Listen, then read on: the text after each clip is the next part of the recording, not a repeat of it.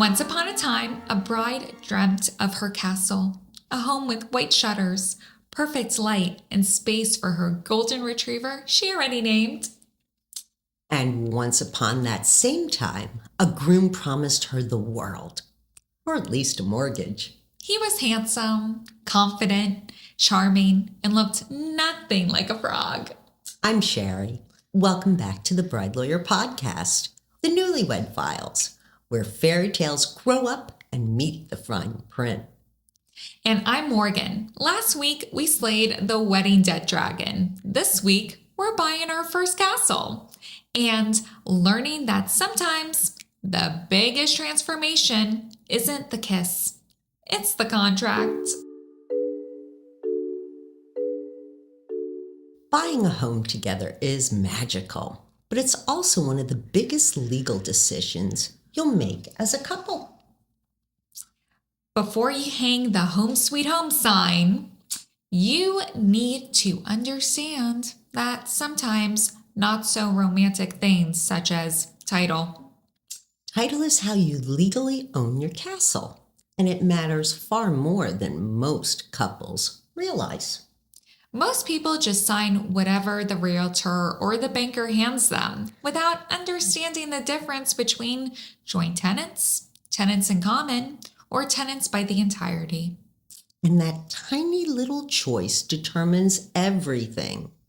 Who owns what now, who inherits later, and how the castle divides if the fairy tale has plot twists. So before you title your home, learn the language because love might be blind, but the law reads every word. Once upon a time, a newly engaged couple, Laura and Evan, found their dream castle, a fixer-upper with charm, potential, and an arched front door that made them swoon. They bought it before the wedding. Laura brought 70% of the deposit and closing costs. Evan brought 30%.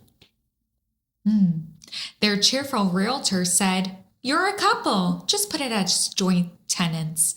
Everyone does it." So they nodded, signed, and didn't think about it again.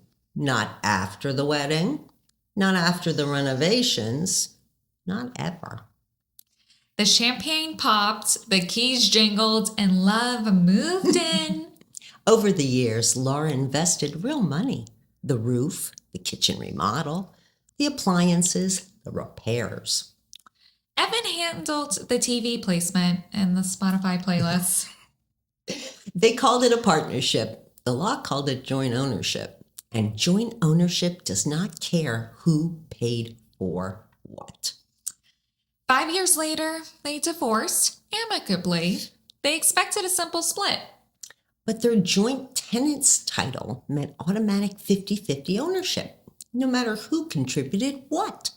Even in equitable distribution states, courts will rarely disturb title unless a prenup says otherwise. And Laura didn't have one. Her savings, her renovations, her investments, even the paint she paid for, legally have his now. The frog wasn't Evan. The frog was the deed.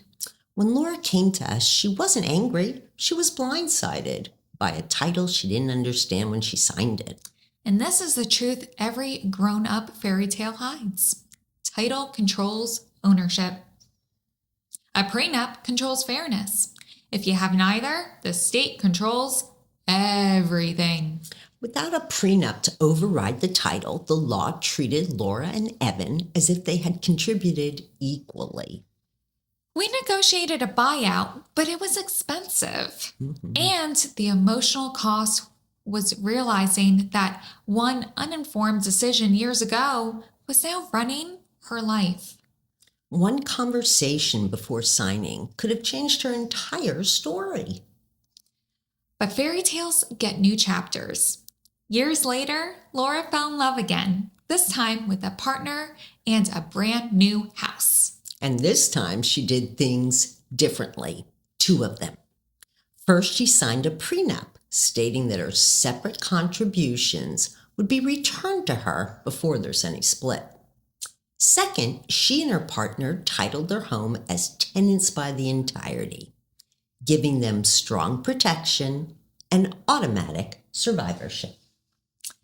Title gave her security, and the prenup gave her fairness. And together they gave her happily ever after.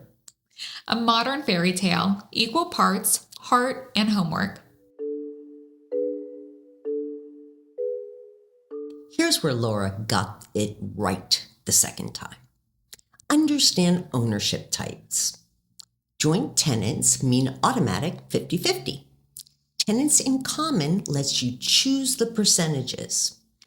Tenants by the entirety is for married couples only and comes with powerful protections and automatic inheritance. And here's the line no one tells couples.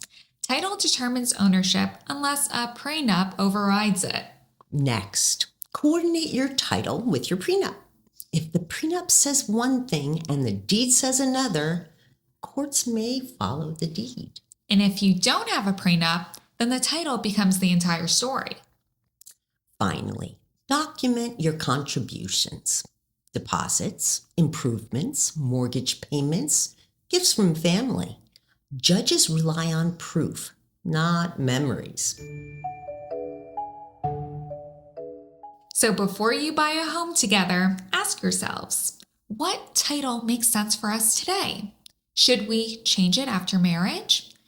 Should a prenup or postnup protect our contributions? Does the deed and the prenup match? Aligned documents lead to aligned outcomes. Love may build the castle, but law keeps the foundation solid. Title protects the structure, prenups protect the fairness. And together, they protect you.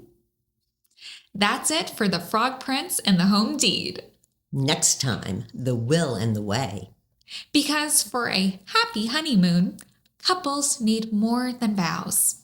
They need documents.